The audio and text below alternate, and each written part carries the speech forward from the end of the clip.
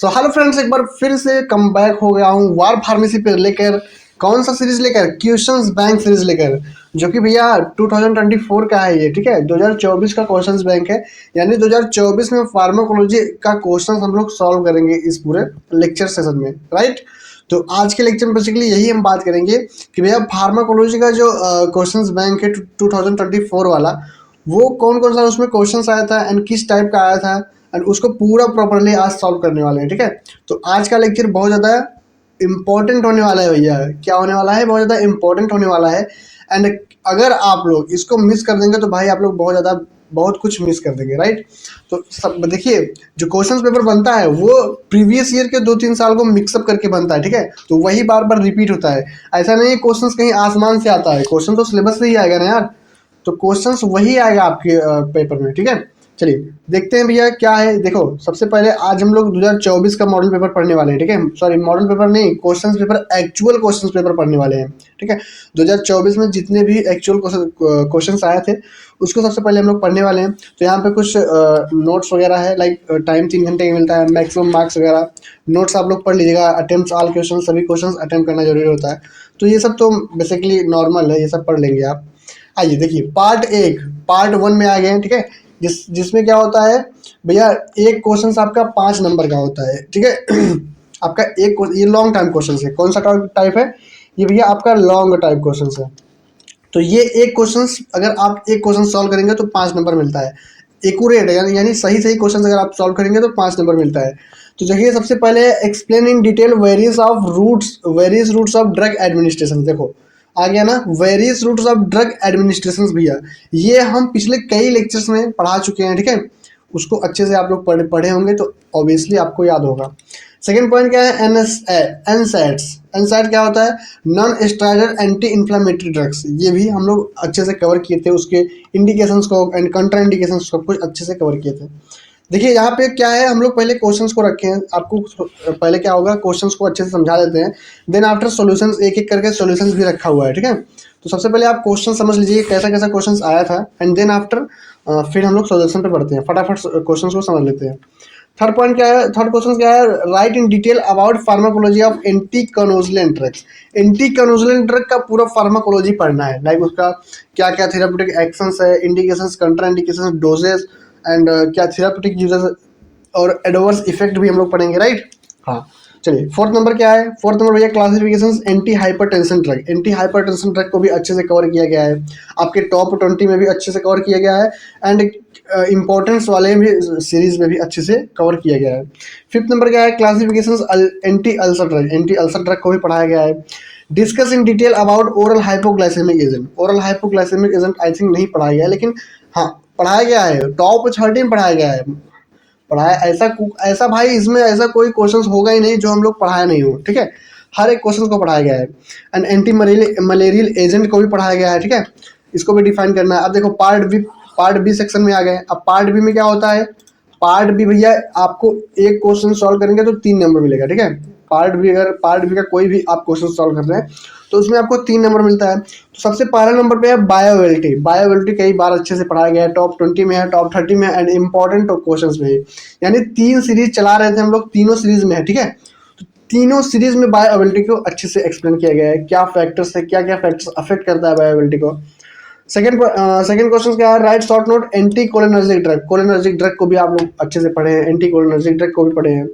Give a brief notes on general anaesthetics. General anaesthetics भी अच्छे से कवर किया गया है कि जो क्या करता है, loss of consciousness. Give a brief account of pharmacology beta blocker. Beta blocker को भी अच्छे से पढ़ाया गया है। बीटा ब्लॉकर क्या है? बीटा ब्लॉकर भैया इसमें आता है काम, किसमें? हाइपरटेंशन में। हाइपरटेंशन बढ़ जाता है तो उसका काम करता है। ठीक है, तो बीटा ब्लॉकर को भी अच्छे से पढ़ाया गया है। What is CHF? सीएचएफ यानी कंजेस्टिव हार्ट फेलियर, जो कि अच्छे से इसको भी कवर किया गया है। क्या?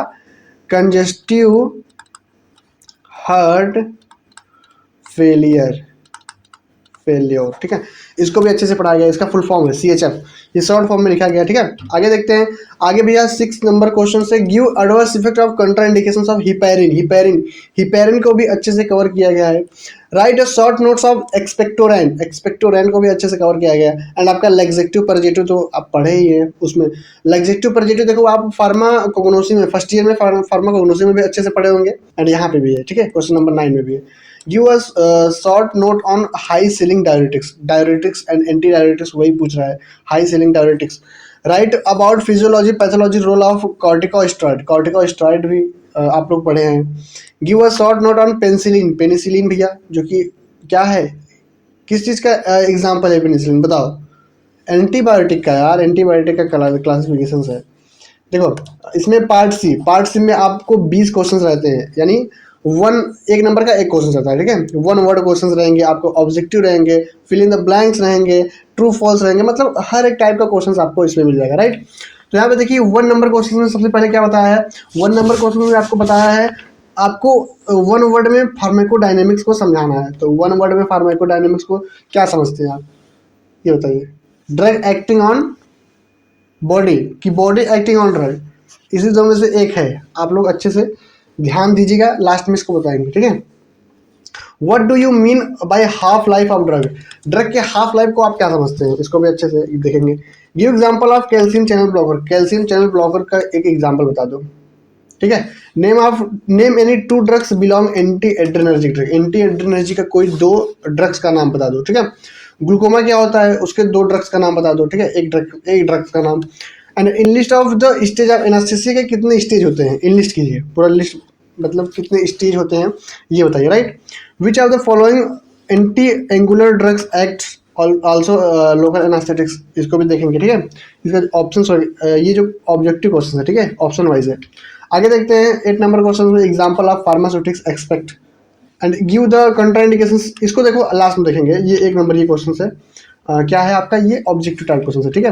तो हम लोग क्वेश्चंस को अच्छे से समझ गए। क्वेश्चंस भैया क्या है, क्वेश्चंस आपका पार्ट ए में आपको सिर्फ 5 क्वेश्चंस करना है, सॉरी 6 क्वेश्चंस करना है। पार्ट ए में 6 क्वेश्चंस करना है, जो कि एक क्वेश्चन आपको 5 नंबर देगा, ठीक है। यहाँ पे देखो एक क्वेश्चन आपको किट करना है, यानी नहीं करना है। 7 क्वेश्चन रहता है, तो 7 में से आपको एक करना होता है, सॉरी 7 में से आपको एक छोड़ना होता है, 6 करना होता है, राइट। चलिए पार्ट बी में देखते हैं। पार्ट बी में भी आपको 11 क्वेश्चन रहता है, जिसमें से एक आपको छोड़ना रहता है, बाकी 10 करना रहता है। तो इसमें आपको एक क्वेश्चन करने के 3 नंबर मिलेंगे। एंड पार्ट सी में भैया 20 क्वेश्चन रहता है, 20 का एक नंबर मिलता है, ठीक है। इसमें आपको कोई छोड़ना नहीं रहता है। अब भैया बढ़ते हैं अपने सॉल्यूशन की तरफ। क्या सॉल्यूशंस है, हर एक क्वेश्चन का स्टेप बाय स्टेप अच्छे से डीप एक्सप्लेनेशन पढ़ेंगे, ठीक है। चलिए देखिए लॉन्ग क्वेश्चन सबसे पहले पढ़ेंगे, जो क्वेश्चन नंबर 1 था, explain in detail various routes of drug administration. Drug administration से आप क्या समझते हैं? देखो ड्रग एडमिनिस्ट्रेशन भैया कोई भी मेडिसिन किस रूट से आप अपने बॉडी के अंदर एंटर करा रहे हैं। एंटर कराने का क्या मतलब, एंटर कराने का ये मतलब भैया कि आप अपने बॉडी में कैसे उसको ले रहे हैं, आपके स्टमक में कैसे जा रहा है, आपके सिस्टमिक सर्कुलेशन में, आपके ब्लड वेसल्स में कैसे दौड़ेगा वो, तो उसी को बोलते हैं एडमिनिस्ट्रेशन। आपका मतलब जो ड्रग्स है वो अपने बॉडी के अंदर ले रहे हैं, राइट। तो यहाँ पे देखिए कुछ कॉमन रूट्स हैं, लाइक हम फिगर के माध्यम से रखे हैं। जैसे कि ये लड़का देखो खा रहा है भैया मुंह से, तो इसको क्या बोलेंगे, इसको ओरल बोलेंगे। अब इन भैया को इंजेक्शन लग रहा है, तो इसको क्या बोलेंगे, पैरेंटल बोलेंगे। यहाँ पे देखो कोई क्रीम लगा रहा है तो टॉपिकल हो जाएगा, और देखो ये इनहेल कर रहे हैं तो इनहेलेशन हो जाएगा, ठीक है। तो यहाँ पे 4 टाइप्स का है, एंड और भी टाइप्स के हैं, आगे देखते हैं। तो सबसे पहले थोड़ा डिफिनेशंस देखेंगे कि क्या है ड्रग एडमिनिस्ट्रेशन का डिफिनेशंस, राइट। चलिए drug administration refer to the process giving drug to a patient by specific routes, एक स्पेसिफिक रूट से पेशेंट लेता है, उसको दिया जाता है। Achieve it desired therapeutic effect, क्या करने के लिए, दवा का थेराप्यूटिक एक्शंस अचीव करने के लिए। जैसे पेशेंट को बुखार आया तो बुखार भैया कौन सा टैबलेट ट्रीट करेगा, पैरासीटामोल। पैरासीटामोल आप कहाँ से खाएंगे, मुंह से खाएंगे। तो पैरासीटामोल आप मुंह से खा रहे हैं, उसका थेराप्यूटिक एक्शन क्या हो रहा है, आपका बुखार ठीक कर रहा है, तो आपको बुखार को ठीक कर रहा है, ठीक है। तो वही दवाई आपके बॉडी में जाके अपना थेराप्यूटिक एक्शन शो कर रहा है। तो कहने का मतलब ये है, ये समझिए, इतना समझिए कि ड्रग एडमिनिस्ट्रेशन का मतलब इतना होता है कि किसी भी मेडिसिन को आप किस रूट्स के थ्रू आपके अपने बॉडी के अंदर ले रहे हैं, उसको बोलते हैं ड्रग एडमिनिस्ट्रेशन। ड्रग का मतलब दवाई होता है, एडमिनिस्ट्रेशन का मतलब टेकिंग, ऐसी होता है, ठीक है। हिंदी परिभाषा देखते हैं। ड्रग एडमिनिस्ट्रेशन से आशय रोगी को किसी निश्चित मार्ग द्वारा औषधि देने की प्रक्रिया से है, ताकि उसका इच्छित चिकित्सक प्रभाव प्राप्त किया जा सके। ओवरऑल वही मतलब है कि भैया क्या मतलब है, कि ड्रग एडमिनिस्ट्रेशन भैया आप किस रूट से मेडिसिन को खा रहे हैं, उसी को हम लोग पढ़ेंगे। ठीक है, आगे देखते हैं। यहाँ पे क्लासिफिकेशन है कुछ, ठीक है, क्लासिफिकेशन में कुछ इंपॉर्टेंट रूट्स हैं। क्या क्या रूट्स हैं इसमें? सबसे पहले आपको 3 पॉइंट दिया गया है। 3 पॉइंट क्या दिया गया है? सबसे पहले एक इंटेरल दिया गया है, पेरेंटल दिया गया है एंड अदर्स। ठीक है, तो सबसे पहले इंटेरल में आपका ओरल आ जाएगा जो आप मुंह से खाते हैं, सबलिंगुअल, सबलिंगुअल जीभ के नीचे से, राइट, रेक्टल एनस के थ्रू। पेरेंटल में देखते हैं इंट्रावेस्कुलर, इंट्रावेस्कुलर में आपका इंट्रावेनस आएगा, इंट्रा आर्टियल आएगा, देन आफ्टर इंट्रामस्कुलर जो आपको मसल्स में लगता है। ठीक है, सब क्यूटनियस, सब क्यूटनियस क्या होता है? सब क्यूटनियस भैया जो आपके पेट में लगता है, बेसिकली उस रूट से आप इंसुलिन देते हैं जो कि डायबिटीज को ट्रीट करता है, राइट। तो सब क्यूटनियस, इंट्राडर्मल, ट्रांसडर्मल एंड अदर्स में इनहेलेशन जो आप नाक के थ्रू इनहेल करते हैं ना, तो इंट्रा इनहेलेशन में आएगा। ठीक है, इंट्रानेजल एंड इंट्रासिटिकल, इंट्रावेंट्रिकल, टॉपिकल जो आप क्रीम वगैरह अप्लाई करते हैं, इंट्रा आर्टिकल। ठीक है, तो ये रहे कुछ क्लासिफिकेशंस। ठीक है, इंटेरल का मतलब, ओरल का मतलब जो आप मुंह से खाते हैं, पेरेंटल का मतलब क्या होता है जो इंजेक्शन के थ्रू लगता है, अदर्स में आपका इनहेलेशन, टॉपिकल्स वगैरह है जो नाक के थ्रू इनहेल करते हैं एंड टॉपिकल क्रीम वगैरह लगाते हैं, तो उसको बोलते हैं टॉपिकल्स, राइट। तो ये रहे हमारे कुछ क्लासिफिकेशंस। आगे देखते हैं। आगे भैया कुछ अच्छे से एक्सप्लेनेशन है डीप में। लाइक सबसे पहला पॉइंट हमारा ओरल, जो आप मुंह से खाते हैं उसका क्या एडवांटेज है एंड क्या डिसएडवांटेज है। ठीक है, ओरल का मतलब ये है कि ये आप मुंह के थ्रू खाते हैं। ठीक है, इसका एडवांटेज देख लेते हैं। कन्वीनियंट एंड सेफ, भैया अच्छे से आप खा सकते हैं और सिक्योरिटी, सिक्योरिटी मतलब सेफ रहता है। ठीक है, सिक्योरिटी नहीं रहता है यार, सेफ रहता है। ठीक है, तो आप इसको अच्छे से खा सकते हैं, बिल्कुल अच्छा प्रोसेस रहता है इसका एंड इसमें सेफ रहता है। कोई भी प्रॉब्लम आपको इरिटेशन वगैरह कॉज नहीं होगा, ना आपको पेन होगा। इंजेक्शन लगता है तो पेन होता है, दवाई खाने में क्या पेन होगा यार, राइट। इकोनॉमिकल यानी सस्ता होती है। ठीक है, and suitable for self medications, मतलब खुद से आप ले सकते हैं, किसी अदर की जरूरत नहीं होती है। ठीक है, तो ये रहा आपका एडवांटेज। डिसएडवांटेज क्या है? Slow onset of action. Slow onset of action का क्या मतलब होता है भैया? ये थोड़ा मतलब स्लो काम करेगा आपका बॉडी, आपकी बॉडी में। क्यों स्लो काम करेगा? क्योंकि ये फर्स्ट पास मेटाबॉलिज्म के से हो के जाती है, बाईपास फर्स्ट पास मेटाबॉलिज्म। तो ये फर्स्ट पास मेटाबॉलिज्म से होके जाती है, जिससे कुछ मेडिसिन का जो मात्रा होता है वो कम हो जाता है। ठीक है, not suitable for unconsciousness patient, जो बेहोश रहेगा उसको आप दवा खिलाएंगे कि उठ भैया दवा खा, तो वो तो दवा खा नहीं पाएगा, उसको आप इंजेक्शन लगवाना पड़ेगा। तो भैया सुटेबल नहीं होता है। जो बेहोशी वगैरह में होते हैं ना, तो उनके लिए ये सुटेबल नहीं होता ओरली। ड्रग में भी डिस्ट्रॉय बाय गैस्ट्रिक एसिड, कोई कोई गैस्ट्रिक एसिड से ड्रग क्या होता है? डिस्ट्रॉय, टूट जाता है, तो वो भी एक डिसएडवांटेज हुआ, हानि होगा ना। तो एडवांटेज का मतलब वो क्या हुआ? लाभ, क्या लाभ है इस मेडिसिन का, और डिसएडवांटेज का मतलब क्या होता है? क्या हानि है, इस मेडिसिन को खाने से क्या हानि होगा। तो दोनों को पढ़ लिए। आगे देखते हैं भैया हिंदी में। देखो हम लोग बात किए थे कि हमारा जितना भी कंटेंट आएगा हमारा मिक्सअप रहेगा हिंदी प्लस इंग्लिश का, ताकि वीक स्टूडेंट भी अच्छे से कवर कर सके। देखो आज तक पूरे ओवरऑल यूट्यूब पे या फिर किसी भी अदर प्लेटफॉर्म पे ऐसा फॉर्मेट नहीं दे रहे हैं, कोई भी नहीं दे रहा है। ठीक है, तो चलिए ओवरऑल रूट्स को अच्छे से पढ़ते हैं, देखते हैं क्या बोल रहा है। अच्छे से पढ़ते हैं क्या? अच्छे से पढ़ के आए ऊपर, अब हिंदी पढ़ेंगे। ठीक है, इसका जो लाभ है भैया, उपयोग इन सरल, सॉरी उपयोग में सरल, इन पढ़ रहा हूँ, मैं को इन पढ़ रहा हूँ, बताओ इतना मुझे इंग्लिश दिखने लगा है। चलो यहाँ पे देखो, उपयोग में सरल और सुरक्षित होती है, और किफ़ायती यानी इकोनॉमिकल होती है, सस्ती होती है, स्वयं औषधि लेने के उपयुक्त होते हैं, यानी आपको किसी की जरूरत नहीं होगी, आप खुद से सेल्फ मेडिकेशन ले सकते हैं।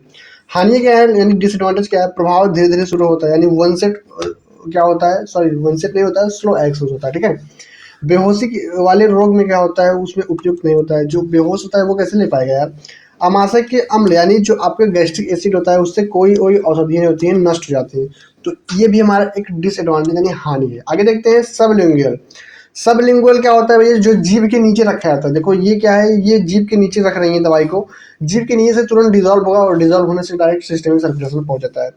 तो सबसे पहले ये क्या है, रैपिड वनसेट ऑफ एक्शन, बहुत तेजी से आपका क्या होगा, एक्सेस हो करेगा, क्योंकि ये डायरेक्ट यहाँ से डिजॉल्व होगी तो आपके स्टमक वगैरह, पेट वगैरह में नहीं जाएंगी, यहाँ से डिजॉल्व होगी डायरेक्ट आपके सिस्टेमिक सर्कुलेशन, यहाँ से डायरेक्ट सिस्टेमिक सर्कुलेशन में पहुंच जाएगी। तो बाईपास फर्स्ट मेटाबॉलिज्म यानी फर्स्ट मेटाबॉलिज्म से पास होकर नहीं जाती है। डिसएडवांटेज देख लेते हैं, suitable only for potent drug. Potent drug का क्या मतलब जो होता है, जो बहुत ज़्यादा डेंजरस, यानी डेंजरस का मतलब ये होता है जो शक्तिशाली होती है, जो कोई मेडिसिन बहुत ज़्यादा पावरफुल होती है उसके लिए ये बहुत ज़्यादा सुटेबल होता है। ठीक है। इरिटेशन ऑफ ओरल म्यूकोसा, कहने का मतलब ये भैया कि आपका ओरल म्यूकोसा में बहुत ज़्यादा जलन होगा, जलन वगैरह हो सकता है, इरिटेट कर सकता है आपके मुंह के पूरा श्लेष्मा को, ठीक है। एंड हिंदी देखते हैं। औषधि का जो प्रभाव होता है शीघ्र होता है, वन सेट होता है। प्रथम पास उपपचय से बचाव होता है, फर्स्ट पास मेटाबॉलिज्म से बचाव होता है, ठीक है। बचाव होता है तभी तो वन सेट ऑफ एक्शन दे रहा है, नहीं तो वहां पे जाता तो स्लो एक्शन हो जाता, ठीक है। केवल शक्तिशाली औषधि यानी पोटेंट ड्रग के लिए उपयुक्त, ठीक है। एंड ये हानि है। एंड मुख्य श्लेष्मा में जलन हो सकती है, आपके मुंह के म्यूकोसा वगैरह में जलन, इरिटेशन पैदा हो सकता है।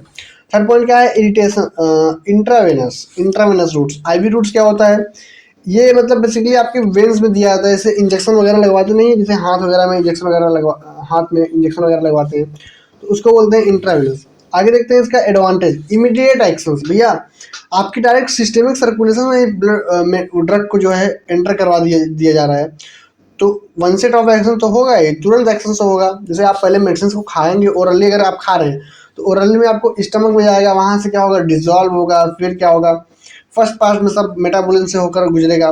तो ये सब प्रोसेस होने में थोड़ा टाइम लगता है, तब जाके आपके विसल्स में, आर्टरीज में जाती है ना, तब जाके सिस्टेमिक सर्कुलेशन में आपके पहुंच पाती है ड्रग्स। और इसमें क्या होता है, इसमें भैया डायरेक्ट सिस्टेमिक में ही घुसेड़ दे रहे हैं, तो इमीडिएट एक्शन तो होगा। तो इमीडिएट एक्शन होता है। Accurate dose can be given, बहुत ज़्यादा मतलब एक्यूरेट डोज दे सकते हैं। जैसे इंजेक्शन को कभी कभी ऐसे डॉक्टर लगाते हैं ना कि भैया कितना ml है, तो एक्यूरेट डोज माप मीजर कर रहे होते हैं वो, तो एक्यूरेट जो है डोज दे सकते हैं, किसके थ्रू, इंट्रावेनस के थ्रू। डिसएडवांटेज क्या होता है भैया, रिक्वायर्ड स्किल्ड पर्सन, जो स्किल्ड पर्सन है, जिसको इंजेक्शन लगाने आता है उसी से लगवाइएगा, नहीं तो वो घुसेड़ देगा इधर उधर, तो वेंस लीक हो जाएगा, लीकेज होने से क्या होगा, आपका ब्लड क्लॉट हो जाएगा, तो प्रॉब्लम्स क्रिएट हो सकता है। तो स्किल्ड पर्सन से ही ये हो सकता है ये काम।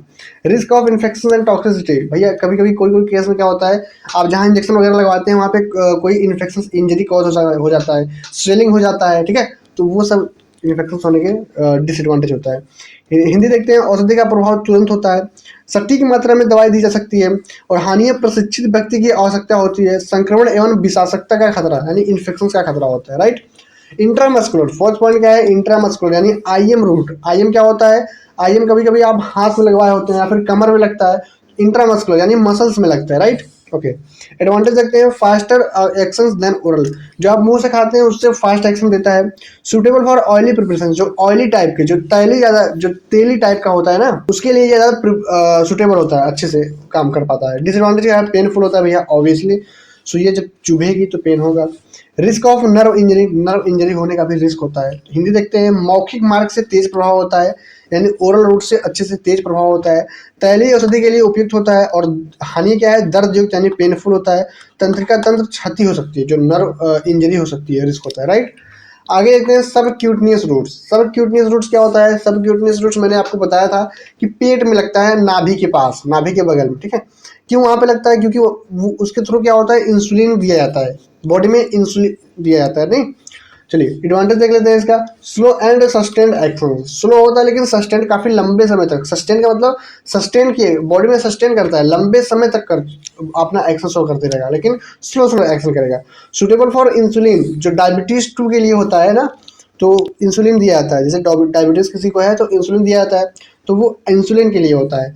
डिसएडवांटेज क्या होता है भैया, डिसएडवांटेज ये होता है कि पेन और इरिटेशन होगा, सुइया चुकाएगा तो पेन होगा, ऑब्वियसली इरिटेशन भी होगा। Not stable for large volume, अगर आपको लग रहा है कि मुझे 10 ml देना है तो 10 ml भैया यहाँ से नहीं दे पाएंगे आप एक आध 2 ml दे सकते हैं यहाँ से, ठीक है। तो एक आध 2 ml के लिए सुटेबल है, यानी कम क्वांटिटी के लिए सुटेबल है। अब आपको भैया 10 ml देना है, भैंस को लगा रहे हैं क्या, तो देखते होंगे ना कि जिसे भैंस को कभी कभी सुई लगता है तो बड़ा मोटा मोटा सुई लगता है, जैसे 20-20 ml 25-25 ml का लगता है, तो उसको देख के ही डर जाते हैं, तो वो वाला सुई यहाँ पर नहीं लग पाएगा भाई।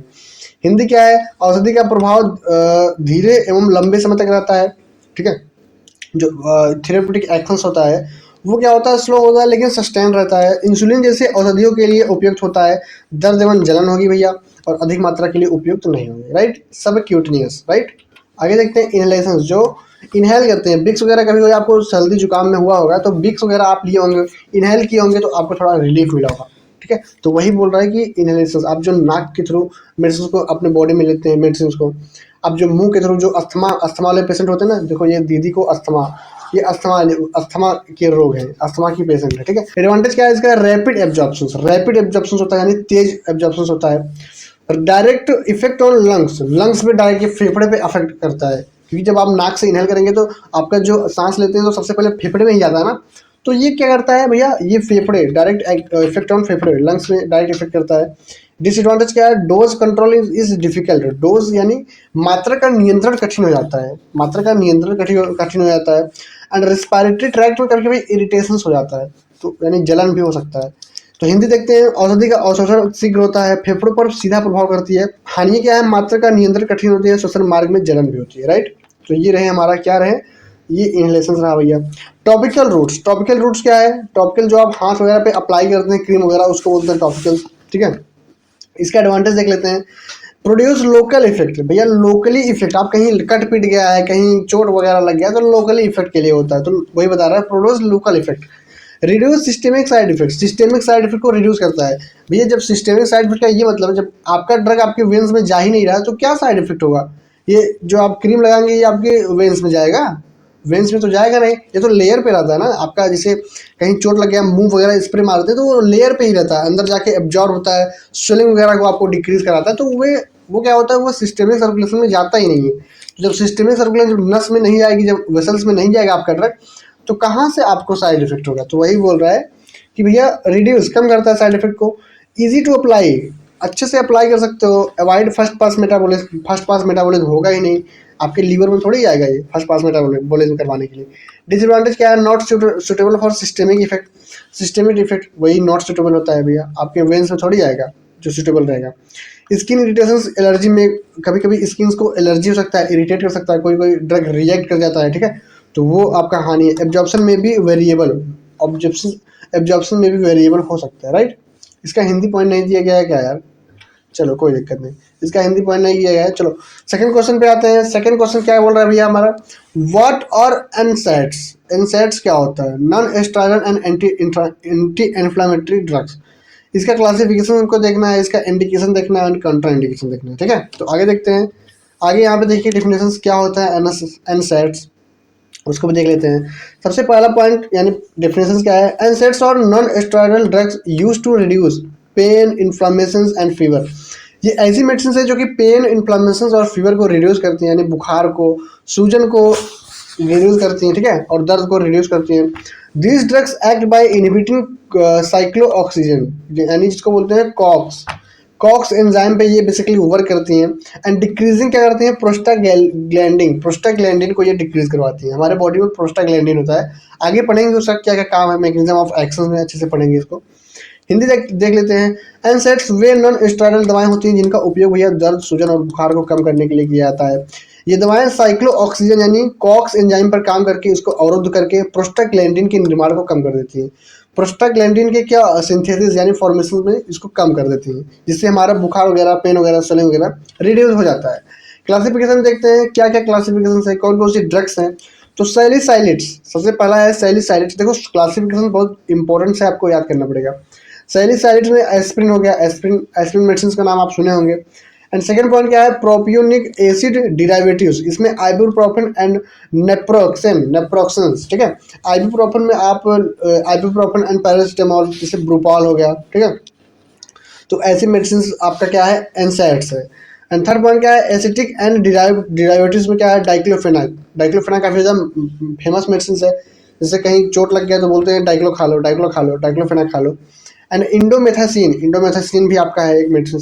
फोर्थ पॉइंट क्या है, ऑक्सीकैम्स, इसमें क्या है, पायरोक्सिकैम भी ये क्या है, एंटी इन्फ्लेमेटरी ड्रग्स है, यानी एनसैड्स है।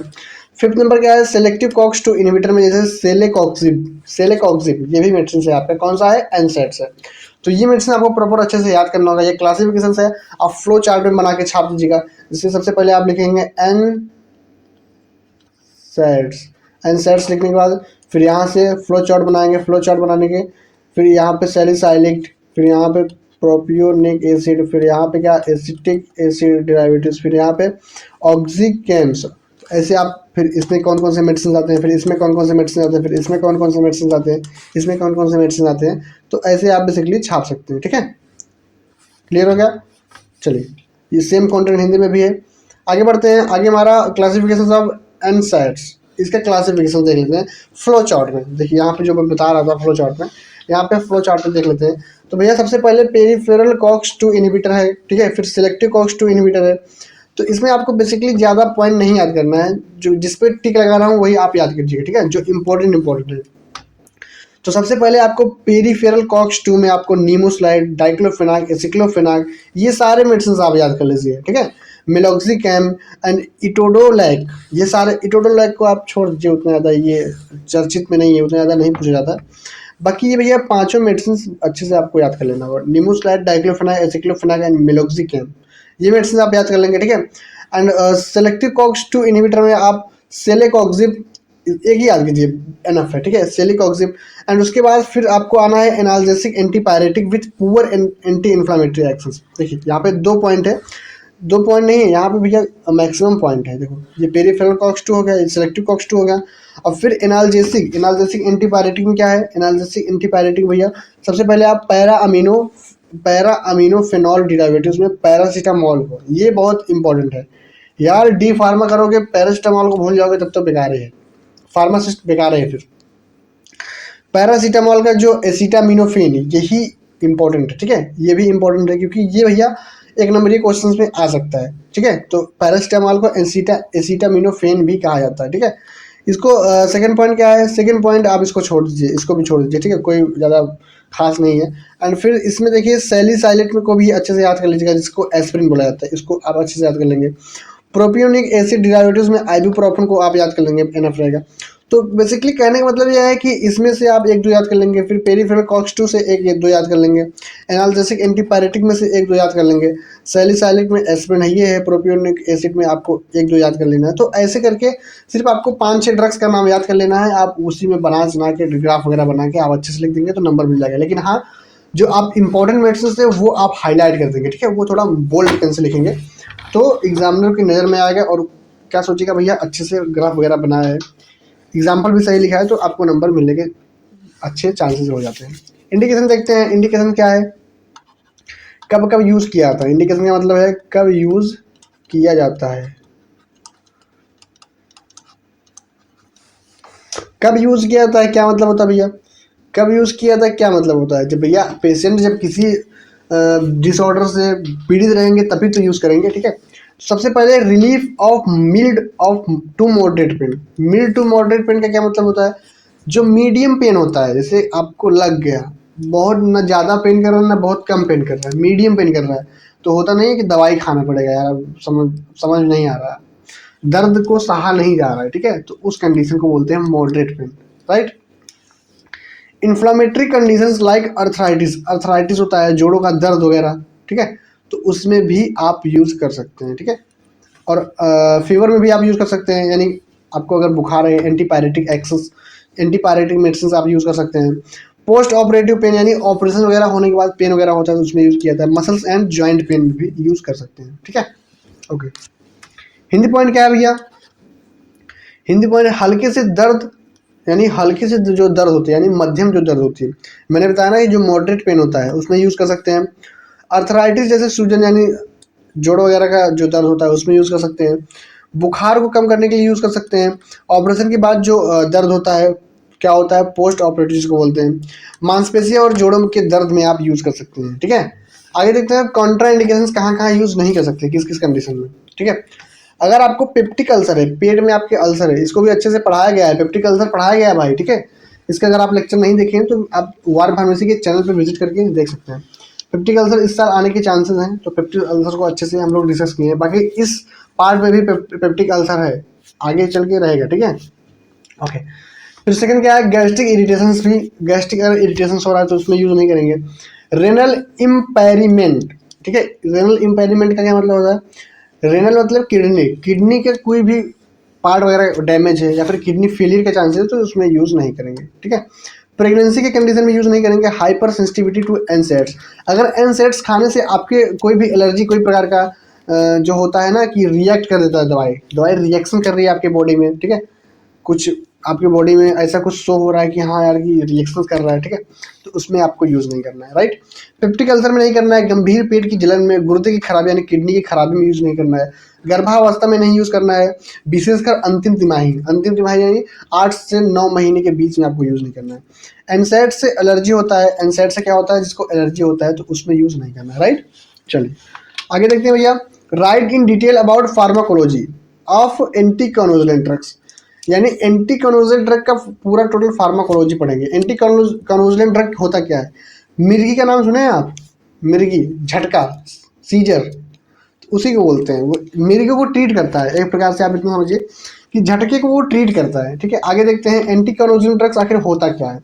Anticonvulsant drugs are medicine use to prevent और control seizure by reducing abnormal electrical activity in the brain. हमारे ब्रेन में जो एबनॉर्मल इलेक्ट्रिकल एक्टिविटी होती है, एबनॉर्मल का मतलब क्या होता है भैया? नियंत्रित नहीं होती है। जो हमारे एक्टिविटी ब्रेन में होती हैं, ब्रेन में जो एक्टिविटी होती है वो एबनॉर्मल हो जाता है, उसी के कारण जो सीजर होता है तो वो उसको रिड्यूस करता है।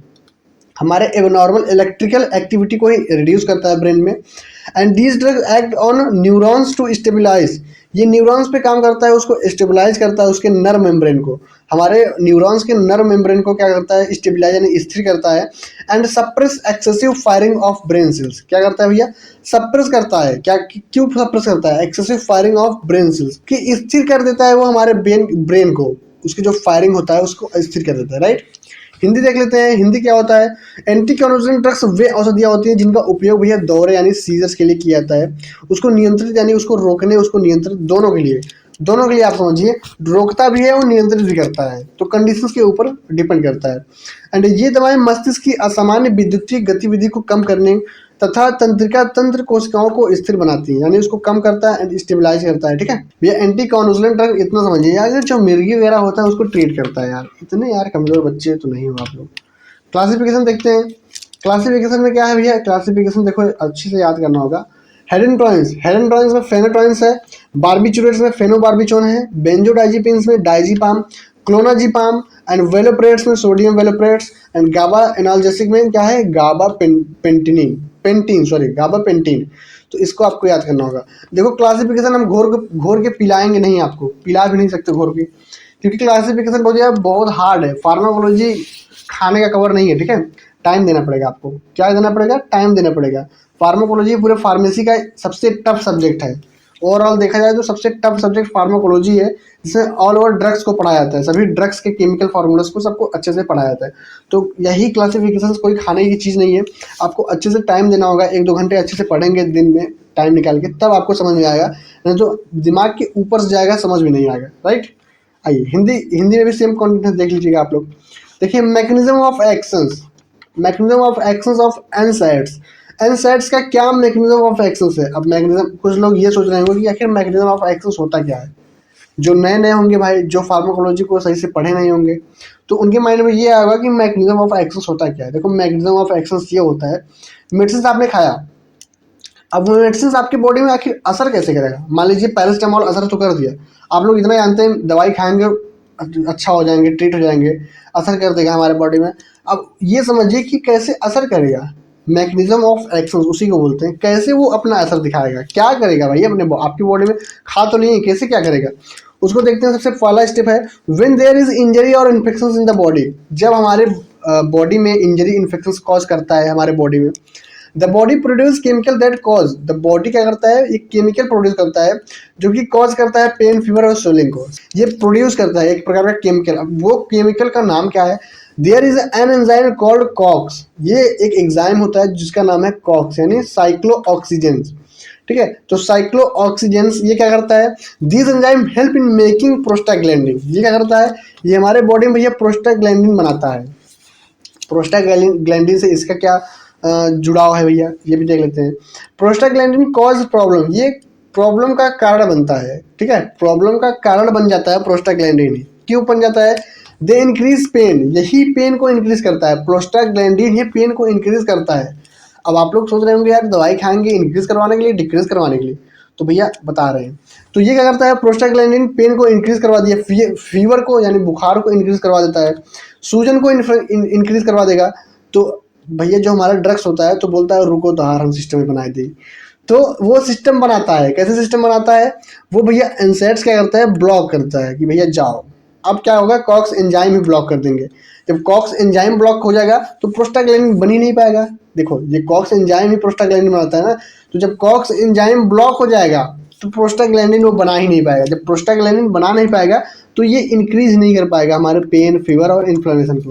राइट भैया, देखो बहुत अच्छे समझा रहे हैं, बढ़िया समझेंगे तो अच्छे से मैकेनिज्म ऑफ एक्शन समझ जाएंगे। ठीक है, देखो फिर से एक बार रिपीट कर रहे हैं। देखो हमारे बॉडी में कभी इंजरी होता है तो हम लोग मेडिसिन खाते हैं, तो हमारी बॉडी एक केमिकल रिलीज करती है। कौन सी केमिकल रिलीज करती है, COX chemical. Okay, COX chemical release करती है, वो क्या, वो प्रोस्टाग्लैंडिन बनाती है, प्रोस्टाग्लैंडिन बना दी। अब प्रोस्टाग्लैंडिन तो यार बुखार वगैरह क्या करता है, रिलीज करवाता है, ज़्यादा इंक्रीज करवाता है। तो बुखार इंक्रीज करवाता है, ठीक है। इंक्रीज करवाने के बाद क्या होता है, एनसेड्स ब्लॉक कर देता है। जो आप पैरासिटामोल खाते हैं, निमोसलाइड खाते हैं, डाइक्लोफेनाक खाते हैं, ये ब्लॉक करवा देता है। किसको ब्लॉक करवा देता है, कॉक्स एंजाइम को ही। जो प्रोस्टाग्लैंडिन बनाता है उसी एंजाइम को ब्लॉक करवा देता है कि भैया ले ब्लॉक कीजिए। अब तो कहाँ से बना पाएगा, अब वो बना ही नहीं पाएगा। तो जब बना नहीं पाएगा तो आपका जो जो भी फीवर वगैरह रहेगा वो रिड्यूस होगा। एग्जांपल क्या है, एस्प्रिन, आइबुप्रोफेन, डाइक्लोफेनाक, ये कुछ मेडिसिन है जो कि आप खाएंगे तो रिड्यूस होगा। व्हेन कॉक्स इज ब्लॉक्ड, जब कॉक्स एंजाइम ब्लॉक हो जाता है तो प्रोस्टाग्लैंडिन आर रिड्यूस। जो प्रोस्टाग्लैंडिन होता है जो बुखारवा को आपको बढ़वा देता है, वो क्या होता है, वो रिड्यूस, कम होने लगता है। तो जब कम होने लगेगा तो भैया लेस पेन। लेस पेन का मतलब क्या होता है भैया, पेन आपका खत्म हो जाएगा। ओके, लेस फीवर यानी फीवर खत्म हो जाएगा। लेस स्वेलिंग, आपका जो स्वेलिंग होगा वो खत्म हो जाएगा। जब प्रोस्टाग्लैंडिन रिलीज हो जाएगा आपके बॉडी में तो यार सब खत्म हो जाएगा। फाइनल इफेक्ट क्या होगा, पेन रिलीफ होगा, फीवर रिडक्शन होगा, डिक्रीज इन इन्फ्लामेशन, इन्फ्लामेशन डिक्रीजन हो जाएगा। Mechanism of action I hope आपको समझ में आ गया होगा। इतने अच्छे से समझाने पे भी नहीं समझ में आएगा तब उसके बाद हम क्या कर ही सकते हैं, हम तो अपना काम करेंगे भाई, आपको जो करना है करो। हिंदी देखते हैं, एनसेड्स का मैकेनिज्म ऑफ एक्शन, सरल हिंदी में। एक बार इंग्लिश में पढ़े, अब हिंदी में पढ़ो, हिंदी में भी एक बार रिवीजन हो जाएगा। जब शरीर में चोट या संक्रमण लगता है तो शरीर शरीर कुछ ऐसे रसायन बनाता है जो दर्द, बुखार और सूजन को पैदा करती है। मैंने बताया था एक ऐसा केमिकल पैदा करती है जो दर्द, बुखार और सूजन को बनाता है। अब शरीर में एक एंजाइम होता है जिसका नाम है कॉक्स, साइक्लोऑक्सीजन। साइक्लोऑक्सीजन क्या करता है, ये एंजाइम को प्रोस्टाग्लैंडिन के नाम से रसायन बनाता है। ये एक एंजाइम होता है, ये भैया प्रोस्टाग्लैंडिन हमारे बॉडी में बनाता है। अब प्रोस्टाग्लैंडिन ये अगर जब बना देगा तो यार जब प्रोस्टाग्लैंडिन बनाएगा तो बुखार और तेज होगा। देखो यहाँ पे देखो, प्रोस्टाग्लैंडिन क्या करता है, ये दर्द बढ़ाता है, बुखार बढ़ाता है एंड सूजन को पैदा करता है, यानी बढ़ाता है। प्रोस्टाग्लैंडिन ही बढ़ाता है भैया। अब जो एनासेड्स दवाइया है वो बोलेगा नहीं भैया आप तुमको बढ़ाने नहीं देंगे। अब एनसेड्स क्या होगा, ये कॉक्स एंजाइम को रोक देता है, ब्लॉक करता है। आओ अब आगे दिखाओ तुम, अब हम ब्लॉक कर देंगे तुमको। अब ब्लॉक कर दिया एस्प्रिन, जिससे ये एग्जांपल है एस्प्रिन, आइबुप्रोफेन, डाइक्लोफेनाक, ये कुछ मेडिसिन है एनसेड्स के, ये खाएंगे आप ना, तो आप जब खाएंगे तो एनसेड्स क्या करेगा, प्रोस्टाग्लैंडिन को ब्लॉक कर देगा। अब क्या होगा, प्रोस्टाग्लैंडिन रुक जाएगा। प्रोस्टाग्लैंडिन रुकने के बाद दर्द कम हो जाएगा। ऑब्वियसली दर्द प्रोस्टाग्लैंडिन ही बना रहा था ना, जब उसको ब्लॉक कर देंगे तो दर्द कम होगा, बुखार कम होगा, सूजन कम होगा, तो ये सब कम होने लगेंगे। तो फाइनल का जो रिजल्ट आपको निकल के आएगा वो दर्द से राहत होगा, आपको बुखार कम हो जाएगा और सूजन कम हो जाएगा। राइट, ये है मैकेनिज्म ऑफ एक्शंस। राइट, चलिए आगे देखते हैं थेराप्यूटिक यूजेस। क्या एक्शंस है, क्या इंडिकेशंस है, क्या थेराप्यूटिक यूजेस है, सब कुछ देखते हैं। तो सबसे पहले इसको इपीलिप्सी यानी दौरे में यूज करेंगे। जब इपीलिप्सी को बोलते हैं दौरा, मिर्गी, कुछ भी बोल सकते हैं, तो ये इपीलिप्सी में ट्रीट होता है। ओके, एंड सेकेंड पॉइंट क्या है, जनरली टॉनिक क्लोनिक सीजर, ये भी दौरे में भी यूज किया जाता है। And absence seizure, seizure absence यानी थोड़े समय के लिए होस्ट का चला जाना। कभी कभी क्या होता है ना, थोड़े थोड़े सीजन टाइम के लिए होस्ट चला जाता है, उसमें यूज किया जाता है। एंड कंटिन्यूस स्टेटस एपिलिप्टिकस, यानी लगातार अगर मिर्गी हो रहा है तो उसमें भी दौरा पड़ रहा है, उसमें भी यूज कर सकते हैं। And febrile conversion, febrile conversion का मतलब क्या होता है, बुखार से होने वाले दौरे, बुखार से होने वाले दौरे में भी यूज किया जाता है। तो ये रहा इसका थेराप्यूटिक यूजेस एंड इंडिकेशंस। आगे देखते हैं डोजेस, क्या डोजेस है भैया। जैसे फेनाटॉइन का 100 से 300 mg आप डेली दे सकते हैं। फेनोबार्बिटोन का मतलब क्या होता है, 30 से 120 mg। आधा इंग्लिश बोल रहे हैं आधा हिंदी बोल रहे हैं। 30 से 120 mg आप डेली दे सकते हैं, ठीक है। डाइजीपाम का क्या है, डाइजीपाम 5 से 10 mg आप दे सकते हैं, ठीक है। हिंदी आप देख लीजिए, वही सेम कंटेंट है। आगे देखते हैं, आगे एडवर्स इफेक्ट, अगर आप इसका खाएंगे तो क्या एडवर्स इफेक्ट, साइड इफेक्ट रहेगा। तो सबसे पहले ड्राउजीनेस, भैया अत्यधिक नींद आएगा आपको, ठीक है। डिजीनेस, चक्कर आएगा। गिंजिवल हाइपरप्लेजिया, गिंजिवल हाइपरप्लेजिया का क्या मतलब होता है, फेनाटॉइन का एक होता है मेडिसिन जो कि आपको मसूड़ों का बढ़ा देता है, मसूड़ होता है ना, दांत का मसूड़, वो बढ़ा देता है, तो ये भी एक एडवर्स इफेक्ट हो सकता है। सेडेशन यानी अत्यधिक आपको सुस्ती आएगी, नींद वगैरह बहुत सेडेशन हो जाएगा, ठीक है। तो ये रहा कुछ एडवर्स इफेक्ट। कॉन्ट्रा इंडिकेशन क्या होता है? कॉन्ट्रा इंडिकेशन का क्या मतलब होता है भैया? अगर किसी को लीवर डिजीज है तो उसमें यूज नहीं करना है। कॉन्ट्रा इंडिकेशन का मतलब ये होता है कि यहाँ आपको यूज नहीं करना है, प्रेगनेंसी के टाइम पे यूज नहीं करना है, और history of drug hyper sensitivity मतलब अगर ड्रग से किसी को एलर्जी है, काफ़ी ज़्यादा एलर्जी है, तो उसमें यूज़ नहीं करना है। रेस्पिरेटरी डिप्रेशन, अगर किसी को रेस्पिरेटरी डिप्रेशन है तो उसमें यूज़ नहीं करना है, ठीक है। यानी यकृत रोग एंड गर्भावस्था एंड दवा से एलर्जी एंड श्वसन अवसाद में यूज नहीं करना है, ओके। तो चलिए अब क्वेश्चन नंबर 4 की तरफ बढ़ते हैं एंड देखते हैं कि हमारा क्लासिफिकेशन ऑफ एंटी हाइपरटेंशन क्या है, यानी एंटी हाइपरटेंशन का क्या क्लासिफिकेशन है। एंड इसमें एक मैकेनिज्म ऑफ एक्शन है जो कि एसीई इनहिबिटर ये है एक मैकेनिज्म ऑफ एक्शन, इसका देखना है, ठीक है। इसका क्या देखना है हमको? मैकेनिज्म ऑफ एक्शन इसका देखना है, और हमको एंटी हाइपरटेंशन का क्लासिफिकेशन भी देखना है, राइट। चलिए आगे देखते हैं। आगे यहाँ पे देखिए एंटी हाइपरटेंशन का क्लासिफिकेशन यानी कौन कौन से ड्रग्स हैं इसके अंडर में, ये देख लेंगे। तो सबसे जो पहला पॉइंट है भैया डायरेटिक्स। डायरेटिक्स क्या होता है? डायरेटिक्स एक प्रकार का क्या है, किस पे एक्ट करता है? डायरेटिक्स किस पे एक्ट करता है? आप लोग कमेंट बताइए। अगर प्रीवियसली वीडियो आप लोग देखे होंगे हमारा, तो आप लोग को अच्छे से पता होगा कि डायरेटिक्स आखिर वर्क क्या करता है। तो डायरेटिक्स आपके किडनी पे वर्क करता है। किडनी का जो एक्सेसिव वाटर होता है वो बाहर निकालता है, जिसमें से सोडियम वगैरह होता है तो बाहर निकालता है, ठीक है। तो अगर आपकी बॉडी में सोडियम अवेलेबल रहेगा तो आपका बीपी ऑब्वियसली बढ़ेगा, क्योंकि ज़्यादा अगर सोडियम रहेगा, सोडियम की वजह से बीपी बढ़ता है, ठीक है। तो अगर ज़्यादा सोडियम रहेगा तो बीपी आपका बढ़ेगा, राइट बात है, ठीक है। तो डायरेटिक्स में सबसे पहला भी पॉइंट है हाइड्रोक्लोरोथायजाइड एंड फुरोसेमाइड। ये काफ़ी ज़्यादा मोस्ट इंपॉर्टेंट ड्रग्स है जो कि हर साल एग्जाम में आता है डायरेटिक्स के बारे में लिखने के लिए। तो डायरेटिक्स में आप ये एग्जांपल आप अच्छे से याद करिएगा कि जो क्लोरोथायजाइड है, फुरोसेमाइड है, ये मेडिसिन काफ़ी ज़्यादा मोस्ट इंपॉर्टेंट है, राइट। यहाँ पे देखिए सेकंड पॉइंट क्या है, बीटा एड्रेनर्जिक ब्लॉकर, जिसमें प्रोप्रानोलोल एंड एड्रेनोलोल, जिस ड्रग्स के लास्ट में लोल लोल लोल आए तो समझ जाइएगा बीटा ब्लॉकर है, ठीक है। तो ये बीटा ब्लॉकर हो गया। एंड थर्ड क्या है, एसीई इनहिबिटर क्या है भैया? Captopril and enalapril. Captopril pril pril pril आए तो उसको भी आप समझ जाइएगा कि भैया एंटी हाइपरटेंसिव का क्लासिफिकेशन है, राइट। फोर्थ पॉइंट क्या है, angiotensin 2 receptor blocker. Angiotensin 2 receptor blocker को ये इसमें क्या क्या आता है, लो सर्टेन आता है एंड वेल सर्टेन आता है, ये भी मोस्ट इंपॉर्टेंट मेडिसिन है। Fifth number calcium channel blocker है, एम्लोडिपिन एंड वेरामिपिल, ये भी इंपॉर्टेंट्स है। वैसोडाइलेटर्स है जिसमें हाइड्रालेजिन इसमें हाइड्रालेजिन है। एंड सेवन पॉइंट में क्या है, सेंट्रली एक्टिंग ड्रग है। सेंट्रली एक्टिंग ड्रग में क्या क्या है भैया, मेथाइलोडोपा एंड क्लोनिडीन, ये है आपका, ठीक है। ये आपका मेडिसिन है, राइट। चलिए अब हमको डीप किसका पढ़ना है, डीप भैया पढ़ना है थर्ड पॉइंट का जो कि एसीई इनहिबिटर है, इसका मैकेनिज्म ऑफ एक्शन पढ़ना है, राइट। आगे देखते हैं क्या मैकेनिज्म ऑफ एक्शन है एसीई इनहिबिटर का। देखिए यहाँ पे है mechanism of action ACE inhibitor आखिर एक्चुअल में हमारे बॉडी में वर्क कैसे करता है ये देखेंगे, राइट। चलिए देख लेते हैं, ये भी देखना इंपॉर्टेंट है भैया। अब यहाँ पे देखते हैं कि एसी इनहिबिटर आखिर एक्चुअल में वर्क कैसे करता है, ये भी देख लेंगे। तो सबसे जो पहला पॉइंट है वो क्या बोल रहा है, जो पहला पॉइंट है भाई वो क्या बोल रहा है, देखिए यहाँ पे जो पहला पॉइंट है, there is a system in the body called the renin angiotensin system. हमारे बॉडी में एक सिस्टम होता है जिसको बोलते हैं, क्या बोलते हैं, रेनिन एंजियोटेंसिन सिस्टम। यानी कौन सा सिस्टम भैया, रेनिन, जो कि आपका यूरिनेशन पे बेसिकली वर्क करता है, यानी किडनी पे। रेनिन एंजियोटेंसिन सिस्टम ये हमारे बॉडी में एक सिस्टम है, ठीक है। ये क्या करता है, this system increase blood pressure. ये सिस्टम ये क्या करता है, ब्लड प्रेशर को आपका इंक्रीज करवाता है, यानी बीपी को इंक्रीज करवाता है। एंड सेकेंड स्टेप में बोल रहा है एंजियोटेंसिन 1 जो है, यहाँ पे देखिए एंजियोटेंसिन 2 होता है, एंजियोटेंसिन 1 होता है एंड एंजियोटेंसिन 2 होता है, तो याद रखिएगा। तो एंजियोटेंसिन 1 क्या करता है, ये इज एन इनएक्टिव सब्सटेंस, ये एक इनएक्टिव सब्सटेंस है, कोई एक्टिव सब्सटेंस नहीं होता है, ये एक इनएक्टिव सब्सटेंस है, राइट। अब ये क्या करेगा, it does not increase blood pressure. ये भैया ये क्या करता है, ये आपके ब्लड प्रेशर को ये नहीं एक्टिव करता है, ये आपके बढ़ाता नहीं है, एंजियोटेंसिन 2 बढ़ाता है, आगे देखिए पढ़ेंगे। It does not increase blood pressure by itself, यानी इसके कारण जो है ये आपका इंक्रीज नहीं करता है ब्लड प्रेशर को। एंजियोटेंसिन जो होता है एसीई एंजियोटेंसिन कन्वर्टिंग एंजाइम जो होता है, ये क्या करता है, कन्वर्ट कर देता है, एक को 2 में कन्वर्ट कर देता है। जैसे एंजियोटेंसिन यहाँ पे देखिए ACE1 है यहाँ पे, राइट। ACE1 इसको कन्वर्ट कर देगा ACE2 में, क्या हो जा रहा है यार, ACE1 क्या करेगा, ACE2 में कन्वर्ट कर देगा। अब ये ACE2 ही बहुत ज़्यादा खतरनाक होता है। जो एंजियोटेंसिन जो होता है ये सेकंड होता है, इसका फुल फॉर्म क्या है, angiotensin converting enzyme.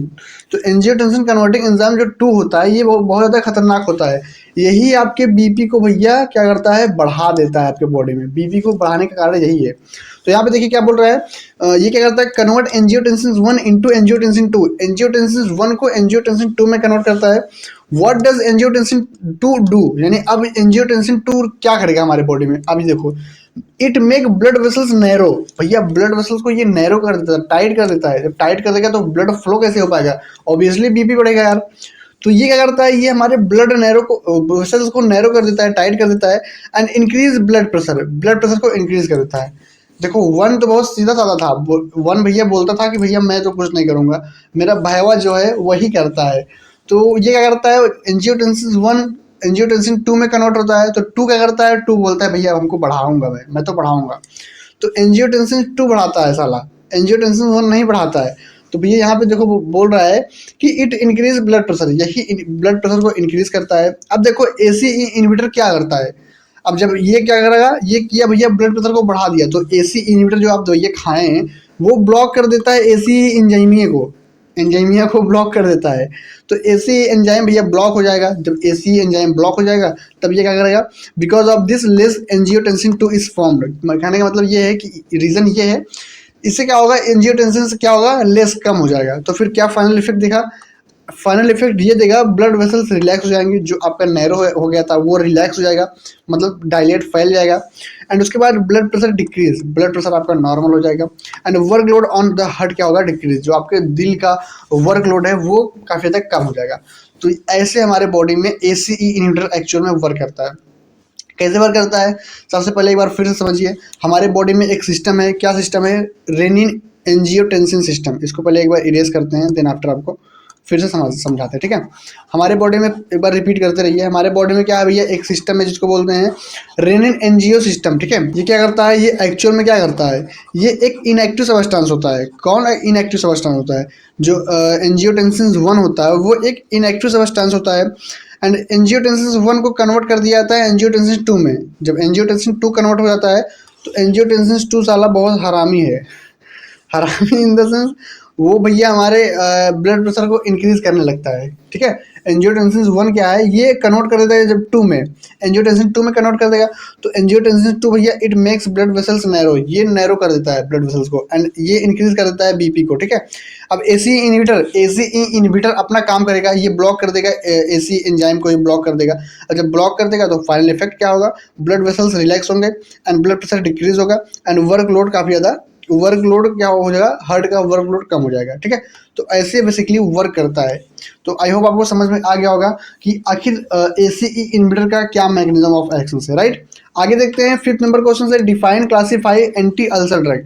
Anti ulcer drug क्या होता है बताइए। पिछला लेक्चर आप लोग देखे होंगे तो ये भी मैंने पढ़ाया है भाई, हर एक क्वेश्चन पढ़ाया है, बस आप लोग पढ़ते नहीं हैं। तो देखिए, define classify anti ulcer drug. Anti ulcer drug क्या होता है, कब दिया था, जब पेट में छाले हो जाते हैं, जैसे आपके मुंह में छाले होते हैं ना, तो पेट में भी छाला होता है। तो जब पेट में छाले पड़ जाते हैं तो उसको जो है ट्रीट करने के लिए, पेट को देखो यहाँ पे ये स्टमक है, स्टमक में देखो यहाँ पे अल्सर बन गए हैं, अल्सर मतलब छाले हो गए हैं। तो इसको ट्रीट करने के लिए हम एंटी अल्सर ड्रग्स लेते हैं, राइट। आगे देखते हैं क्या इसमें है, एंटी अल्सर ड्रग का डिफिनेशन देखते हैं। Anti ulcer drugs are medicine use to prevent and treat peptic ulcer by reducing gastric acid secretions. ये क्या करता है, ये हमारे अल्सर्स को ट्रीट करता है, उससे प्रिवेंट करता है गैस्ट्रिक एसिड सिक्रीशन को रिड्यूस करके। जो हमारे ज़्यादा गैस्ट्रिक एसिड बनने लगते हैं, हमारे पेट में ज़्यादा एसिड का स्त्राव होने लगता है, बनना यानी फॉर्मेशन ज़्यादा होने लगता है।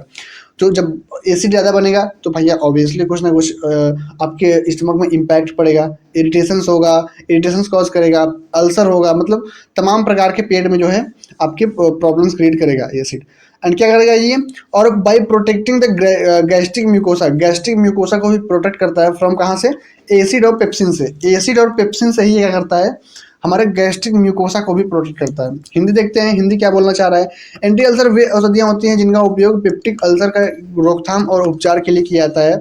ये दवाएं पेट के अम्ल स्त्राव को कम करती है, एसिड सिक्रेशन को कम करती है बेसिकली, एंड एसिड सिक्रेशन को कम करके पेट की श्लेष्मा परत को अम्ल और पेप्सिन से सुरक्षित रखती हैं। एसिड को क्या करती हैं, कम करती हैं, एंड जो पेट की श्लेष्मा यानी म्यूकोसा होता है उसको क्या करती हैं, अम्ल और पेप्सिन से सुरक्षित रखती हैं। अम्ल यानी एसिड से, और पेप्सिन यानी पेप्सिन एक ऐसा वो है जो कि हमारे खाने को पचाने में मदद करता है, तो पेप्सिन से क्या करती हैं, सुरक्षा करती हैं, राइट। आगे देखते हैं आगे क्लासिफिकेशन। एंटी अल्सर ड्रग का क्या क्लासिफिकेशन है भैया, ये भी देख लेंगे, इंपॉर्टेंट है। जिससे सबसे पहला है एंटा एसिड। एंटा एसिड क्या होता है, एंटा एसिड के एग्जाम्पल में आप aluminium hydroxide and magnesium hydroxide. Second point क्या है, H2 रिसेप्टर। H2 रिसेप्टर में क्या है, इसमें भैया सिमेटिडिन एंड रेंटिडिन जो कि एसीलॉग 150 के नाम से मार्केट में बिकता है, एसीलॉग 150 के नाम से बिकता है ना, रेंटिडिन वगैरह, तो वो है। And PPI proton pump inhibitor है जिसमें ओमेप्राजोल, पेंट्राप्राजोल जिसको डीएसआर के नाम से आप लोग जानते होंगे। फोर्थ पॉइंट क्या है, म्यूकोसल प्रोटेक्टिव एजेंट जिससे सुक्रलफेड एंड बिस्मथ कंपाउंड, ये भी इंपॉर्टेंस है, पेट वोट खराब होता है ना तो बिस्मथ कंपाउंड वगैरह डॉक्टर रिकमेंड करते हैं। फिफ्थ नंबर क्या है, एंटीकोलिनर्जिक ड्रग में जैसे पायरेंजीपीन हो क्या, एंड सिक्स नंबर प्रोस्टाग्लैंडिन में मीजोप्रोस्टोल, ये भी मेडिसिन है जो कि कहाँ यूज़ किया जाता है, एंटी अल्सर ड्रग के लिए यूज़ किया जाता है। तो इसको आपको अच्छे से याद करना होगा, हम आपको अब याद करा नहीं पाएंगे क्लास में क्योंकि क्लास ये बहुत ज़्यादा लंबा हो जाएगा, राइट। आपको खुद से याद करना होगा, आप एफर्ट डालिए, ठीक है, अच्छे से पढ़ेंगे तो याद हो जाएगा। आगे देखते हैं, आगे 6 पॉइंट है भैया, 6 नंबर क्वेश्चन है। Discuss in detail about oral hypoglycaemic agent. Oral hypoglycaemic agent क्या होता है, डायबिटीज़ का नाम सुने हैं, शुगर का नाम सुने हैं भैया आप लोग, वही है शुगर। देखो ये जो अंकल हैं इनको शुगर हो गया है, क्या हो गया है, डायबिटीज़ हो गया, तो ये ओरल हाइपोग्लाइसेमिक एजेंट खाएंगे, ओरल हाइपोग्लाइसेमिक एजेंट। देखते हैं क्या है, इसका भी देख लेते हैं। Oral hypoglycaemic agent are drugs taken orally to lower blood pressure, lower blood pressure नहीं यार, sorry, lower blood glucose level in patient with diabetes mellitus. कहने का मतलब ये है कि ओरल हाइपोग्लाइसेमिक एजेंट ऐसा ड्रग्स है जो कि ओरली मुंह से खाया जाता है। ये क्या करता है, ये भैया हमारे ब्लड ग्लूकोज लेवल को क्या करता है, लो कर देता है, किसमें, पेशेंट में विद डायबिटीज मेलिटस, जो कि डायबिटीज मेलिटस के जितने भी पेशेंट होते हैं वो ओरल हाइपोग्लाइसेमिक एजेंट ये लेते हैं। स्पेशली डायबिटीज़ 2, जो डायबिटीज़ का टाइप होता है वो 2 टाइप का होता है, तो इस बेसिकली 2 टाइप दूसरे टाइप में चलता है, जो डायबिटीज़ 2 होता है उसमें ये रिकमेंड किया जाता है। This drugs act by increasing insulin. ये क्या करता है, ये हमारे बॉडी में इंसुलिन को इंक्रीज करता है। भैया इंसुलिन की कमी से तो डायबिटीज़ होता है, जब इंसुलिन आपके बॉडी में कम हो जाएगा तो डायबिटीज़ हो जाएगा। तो ये दवाइयाँ ना आपके बॉडी में क्या करेगा, इंक्रीज कर देगा, इंसुलिन को इंक्रीज कर देगा, जिससे आपका इंसुलिन का जो लेवल है मेंटेन रहेगा और डायबिटीज़ अपने लेवल पे आ जाएगा। तो ये क्या करता है, ये इंक्रीजिंग इंसुलिन सिक्रीशन, इंसुलिन के सिक्रीशन को इंप्रूव करता है, एंड क्या करता है, इंप्रूविंग इंसुलिन एक्शंस, उसके एक्शन को भी इंप्रूव करता है, और डिक्रीजिंग ग्लूकोज एब्जॉर्प्शन, ग्लूकोज के एब्जॉर्प्शन को डिक्रीज कर देगा।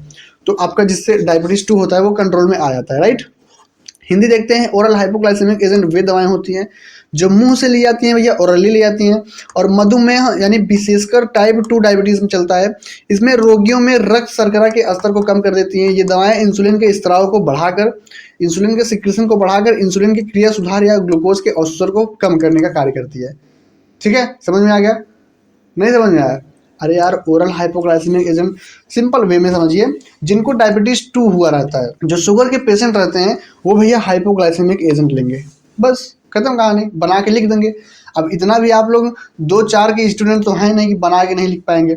ओरल हाइपोग्लाइसेमिक एजेंट अगर आ गया तो आपको बस इतना लिखना है कि ओरल हाइपोग्लाइसेमिक एजेंट कौन कौन खाता है, जो है डायबिटीज 2 से पीड़ित हैं, उनको हम रिकमेंड करते हैं, उनको सजेशन करते हैं ओरल हाइपोग्लाइसेमिक एजेंट के लिए। तो बेसिकली लिखना है, oral hypoglycaemic agent are drugs taken orally to lower blood glucose level in patient with diabetes mellitus, specially type 2 diabetes. बस इतना लिख दीजिए। अगर आप चाहें तो हिंदी फॉर्मेट में लिख सकते हैं, देखिए इस फॉर्मेट में भी लिख सकते हैं एंड इंग्लिश फॉर्मेट में भी लिख सकते हैं, तो डिपेंड ऑन यू। ओके, अब यहाँ पे देखिए क्लासिफिकेशन पे आते हैं। क्लासिफिकेशन क्या बोल रहा है भैया, क्लासिफिकेशन ये बोल रहा है कि कितने कितने मेडिसिन यहाँ पे इन्वॉल्व हैं, ये क्लासिफिकेशन बताता है। तो सबसे पहले सल्फोनाइल यूरिया, इसमें क्या है क्लासिफिकेशन, सबसे पहला पॉइंट है सल्फोनाइल यूरिया, इसमें क्या है भैया, ग्लीबेंक्लामाइड, एंड सेकंड पॉइंट क्या है, ग्लिपिजिड, राइट। ये क्या है, ये डायबिटीज का मेडिसिन है, ड्रग्स हैं। सेकंड पॉइंट क्या है, बाइगोनाइड्स में मेटफॉर्मिन, जो कि बहुत ज़्यादा इंपॉर्टेंस है और बहुत ज़्यादा मशहूर फेमस भी है मेटफॉर्मिन। एंड थर्ड पॉइंट क्या है, मेग्लिटिनाइड्स। मेग्लिटिनाइड्स में क्या है, रेपेग्लिनिड्स है। एंड फोर्थ पॉइंट में क्या है, अल्फा ग्लूकोसाइड इनहिबिटर में, इसमें क्या है, इसमें अकरबोस है। यहाँ पे देखिए फिफ्थ पॉइंट क्या है, थायोजोलिडिनेडियोनेस। इतना बड़ा नाम है, थायोजोलिडिनेडियोनेस। इसमें कौन सा मेडिसिन है, इसमें भैया है pioglitazone, pioglitazone. And six point क्या है, DPP4 इनहिबिटर में सीटाग्लिप्टिन। भैया ये तो आई थिंक आप याद ही नहीं कर पाएंगे यार। तो देखिए ये 4 से जो 6 पॉइंट है इसको आप छोड़ दीजिएगा, ठीक है, इसको आप मत याद कीजिएगा, इसको आप मत याद कीजिए। यही 3 पॉइंट सल्फोनाइल यूरिया में आप ग्लिपिजिड याद कर लीजिए, ठीक है, बाइगुआनाइड्स में मेटफॉर्मिन, मेग्लिटिनाइड्स में आप रेपेग्लिनिड याद कर लीजिए, राइट, इसमें याद कर लीजिए। अब बाकी आप इसको fourth and fifth and six ये पॉइंट आप छोड़ दीजिए, इसको कोई काम का नहीं है, ये बहुत बड़ा नाम है, आप बहुत कंफ्यूज हो जाएंगे, राइट।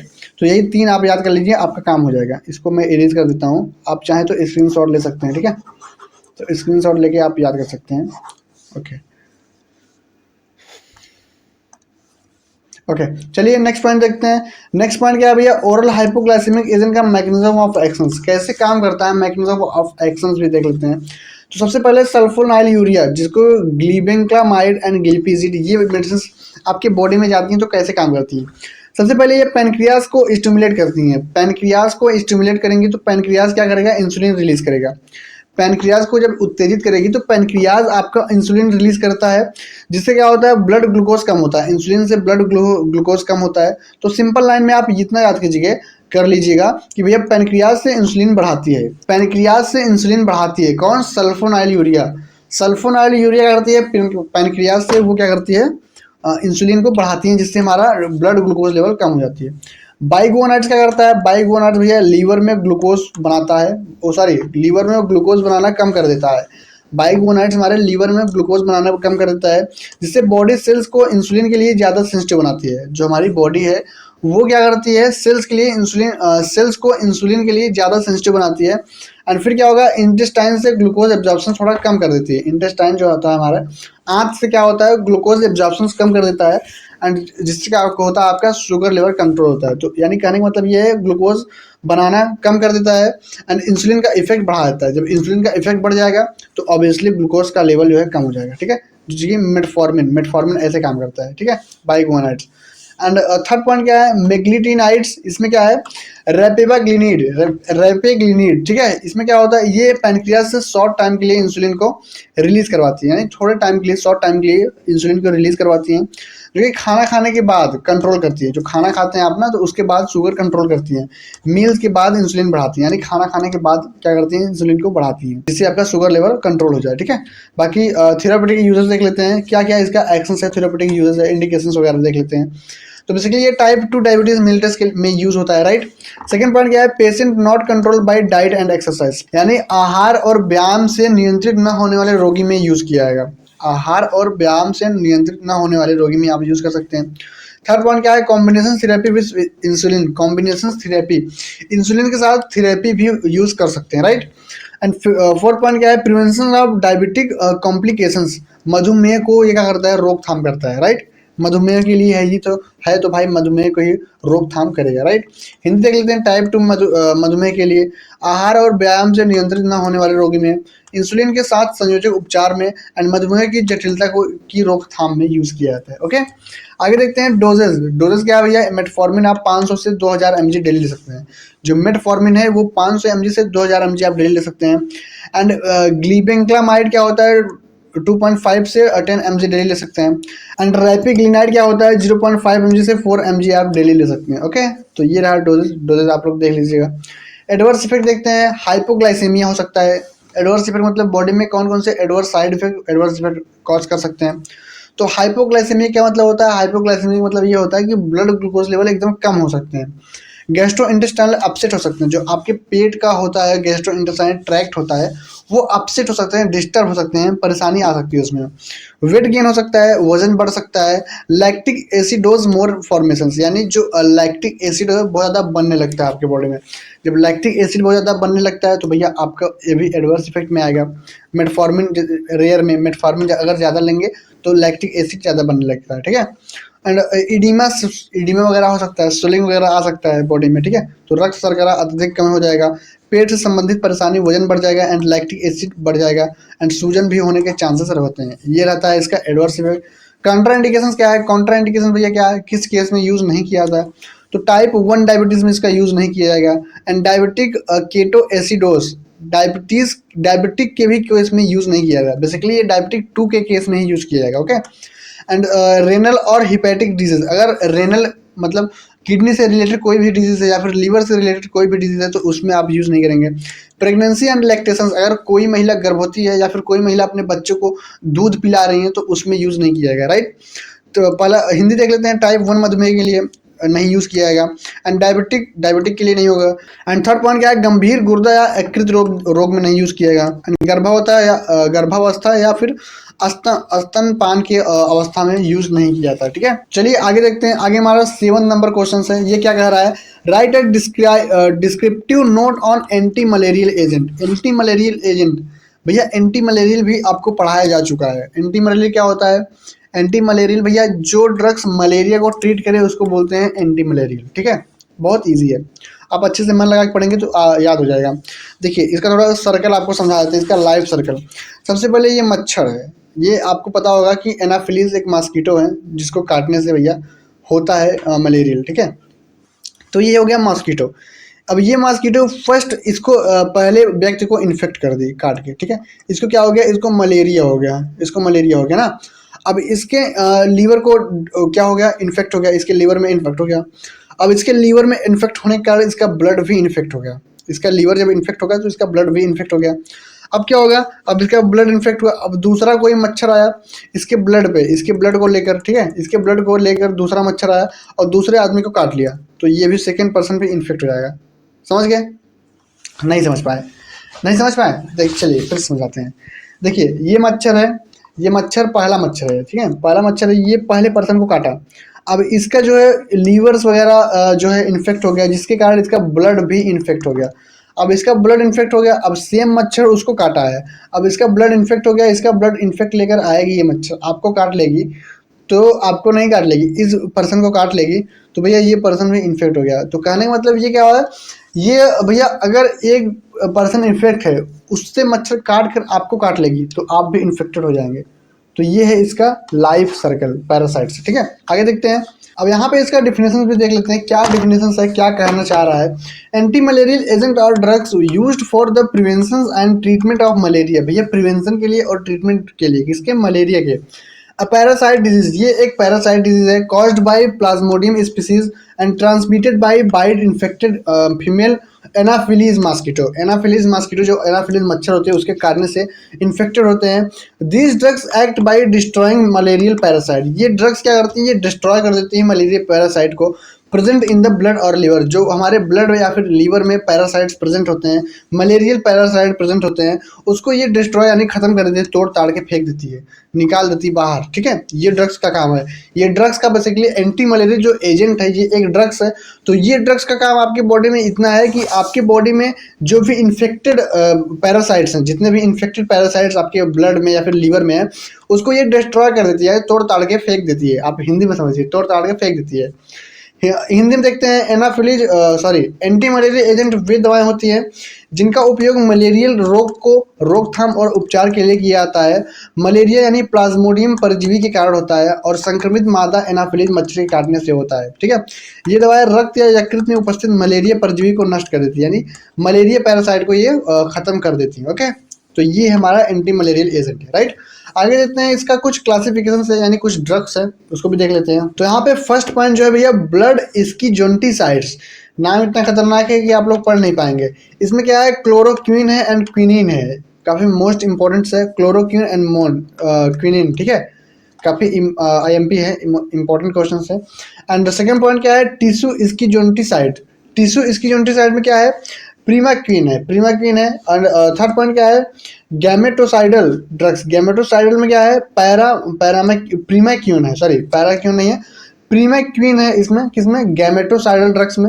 एंड फोर्थ पॉइंट क्या है? कॉम्बिनेशन थेरेपी में क्या है भैया? इसमें क्या है भैया? इसमें एरिटिमिसिन प्लस लुमेफेंट्रिन है, यानी ये कॉम्बिनेशन है, ये दोनों कॉम्बिनेशन ड्रग है। ठीक है, तो इसमें आप ये भैया तीनों को आप छोड़ सकते हैं, ये सेकेंड, थर्ड, फोर्थ को आप छोड़ सकते हैं। फर्स्ट को याद रखिए, ब्लड इसकी यूनिटिसाइड, क्लोरोक्विनिन एंड क्विनिन, ये दो इंपॉर्टेंट ड्रग्स याद रखिए। एंड चाहे तो आप प्रीमा क्वीन भी याद कर सकते हैं, ठीक है। तो प्रीमा क्वीन भी अगर आप याद कर सकते हैं तो याद कर लीजिएगा। 2-3 ड्रग याद कर लेंगे तो आपका काम हो जाएगा, राइट। चलिए आगे देखते हैं, आगे क्या है भैया, आगे मैकेनिज्म ऑफ एक्शन है कि एंटी मलेरियल ड्रग्स आखिर हमारे बॉडी में कैसे अपना वर्क शो करते हैं। तो सबसे पहले देखिए, द मलेरियल पैरासाइट्स, यानी जो मलेरियल पैरासाइट्स होता है, लिव्स इनसाइड आरबीसी, जो रेड ब्लड सेल्स होती हैं उसमें बेसिकली लिव यानी उसमें रहती हैं। And the parasites break down, parasite क्या करता है, ब्रेक डाउन हीमोग्लोबिन, हीमोग्लोबिन को ब्रेक डाउन करता है and form a toxic substance, वो क्या करता है, टॉक्सिक सब्सटेंस बनाता है। हमारे बॉडी में पैरासाइट जो होता है वो हीमोग्लोबिन को ब्रेक करके टॉक्सिक सब्सटेंस बनाता है, जिससे क्या होगा, जिससे भैया क्लोरोक्विनिन प्रिवेंट दिस टॉक्सिस। अब क्लोरोक्विनिन, अब जब आप क्लोरोक्विनिन दवाई खाते हैं, ये क्या करता है, ये प्रिवेंट करता है टॉक्सिक को प्रिवेंट करता है फ्रॉम बीइंग न्यूट्रलाइज कर देता है, हमारे टॉक्सिक को न्यूट्रलाइज कर देता है। अब नेक्स्ट पॉइंट क्या बोल रहा है, toxic haem accumulate inside the parasite. अब जो टॉक्सिक हीम होता है वो क्या करेगा, वो अपने अंदर एक्यूमुलेट करवा लेगा, किसको, पैरासाइट को, पैरासाइट को एक्यूमुलेट करवा लेगा। फिर पैरासाइट जो कि मर जाते हैं, फिर क्या होते हैं, पैरासाइट डाइड, द पैरासाइट मर जाते हैं। फिर उसके बाद इजी लाइन में आप ऐसा बोल सकते हैं, क्लोरोक्विन कॉज टॉक्सिक सब्सटेंस, जो क्लोरोक्विन होता है वो क्या होता है, टॉक्सिक कॉज करता है टॉक्सिक सब्सटेंस को, जो टॉक्सिक सब्सटेंस होते हैं उसको कॉज करता है to build up kill the parasite, यानी किसको, पैरासाइट को किल करने के लिए, पैरासाइट को किल करने के लिए, ठीक है। हिंदी देख लेते हैं, मलेरियल रोधी को दवाओं का कार्य विधान यानी मैकेनिज्म ऑफ एक्शन देख लेते हैं। पहला पॉइंट क्या है, क्लोरोक्विन क्या करता है, मलेरिया का परजीवी होता है जो कि लाल रक्त कोशिकाओं के अंदर रहता है। परजीवी यानी हीमोग्लोबिन को तोड़ता है, ये पैरासाइट क्या करता है, हीमोग्लोबिन को तोड़ता है, जिससे एक विषैला पदार्थ हीम बनता है। क्या होता है, जिससे एक विषैला पदार्थ हीम बनता है, राइट। अब क्या होता है, अब क्लोरोक्विन क्या करता है, क्लोरोक्विन ये हमारे विषैले हीम को निष्क्रिय कर देता है, न्यूट्रलाइज कर देता है। उसके बाद विषैला हीम परजीवी के अंदर जमा हो जाता है, यानी एक्यूमुलेट हो जाता है, फिर परजीवी मर जाता है, खत्म हो जाता है। यानी आसान लाइन में आप, क्लोरोक्विन परजीवी के लिए जहर जमा कर देता है, क्लोरोक्विन क्या करता है, जो पैरासाइट के लिए जहर बना देता है, एक्यूमुलेट कर देता है। तो ये रहा हमारा ओवरऑल मैकेनिज्म ऑफ एक्शन। तो क्लोरोक्विन का ये मैकेनिज्म ऑफ एक्शन है जो कि मोस्ट इंपॉर्टेंट है, आपको याद करना होगा, आपको एग्जाम में लिखना होगा। अगर आ गया कि एंटी मलेरियल एजेंट का आप मैकेनिज्म ऑफ एक्शन लिखिए तो आप इतना छाप के आ जाएंगे तो आपका काम बन जाएगा। ओके, आगे देखते हैं क्विनिन। क्विनिन को भी देख लेते हैं, क्विनिन कैसे काम करता है एक्चुअल में। द डिस्टर्ब पैरासाइट, ये क्या करता है, ये पैरासाइट को डिस्टर्ब करता है, डीएनए एंड प्रोटीन फंक्शंस को, डीएनए और प्रोटीन फंक्शंस के पैरासाइट को ये डिस्टर्ब कर देता है। फिर उसके बाद पैरासाइट ग्रो ही नहीं कर पाते, पैरासाइट ग्रो भी नहीं कर पाते वो, और वो सर्वाइव भी नहीं कर पाते लॉन्ग टर्म के लिए। फिर क्या होता है, दे स्टॉप ग्रोथ, उसका जो ग्रोथ होता है वो स्टॉप हो जाता है मलेरियल पैरासाइट का। मलेरिया जो पैरासाइट होता है इसका ग्रोथ होता है जो वो स्टॉप हो जाता है। फिर जिससे क्या होगा, जब ग्रोथ स्टॉप हो जाएगा तो भाई खत्म हो जाएगा ना। तो क्विनिन देखो, हिंदी में देख लेते हैं, ये दवाएं परजीवी यानी डीएनए और प्रोटीन पर कार्य बिगाड़ देती हैं, डिस्टर्ब कर देती हैं। परजीवी बढ़ नहीं पाता और जीवित नहीं रह पाता, परजीवी जो होता है वो बढ़ नहीं पाता और जीवित भी, सर्वाइव भी नहीं कर पाता। तो ये परजीवी की वृद्धि को रोक देती है, यानी उसकी ग्रोथ को ये क्विनिन जो है रोक देती है। थेराप्यूटिक यूजेस देख लेते हैं, क्या क्या एक्शंस हैं, क्या क्या थेराप्यूटिक यूजेस हैं and indications. Treatment of acute malaria, malaria में एक्यूट मलेरिया को ट्रीट कर सकता है। प्रिवेंशन ऑफ मलेरिया, मलेरिया को प्रिवेंट भी, बचाव भी कर सकता है। क्लोरोक्विनिन सेंसिटिव मलेरिया, क्लोरोक्विनिन सेंसिटिव मलेरिया में भी यूज कर सकते हैं, ठीक है। फैल्सीपेरम मलेरिया में भी यूज कर सकते हैं। Prevention of relapse in vivax malaria में भी आप यूज कर सकते हैं, ठीक है। तो हिंदी देखेंगे, हिंदी क्या है, तीव्र मलेरिया का उपचार के लिए, मलेरिया की रोकथाम के लिए, एंड क्लोरोक्विनिन संवेदनशील मलेरिया के लिए यूज कर सकते हैं। एंड फैल्सीपेरम मलेरिया के लिए उपचार होता है, ठीक है।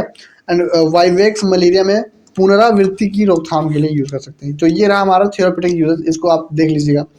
डोजेस क्या है, क्लोरोक्विन का 600 mg ले सकते हैं, ठीक है।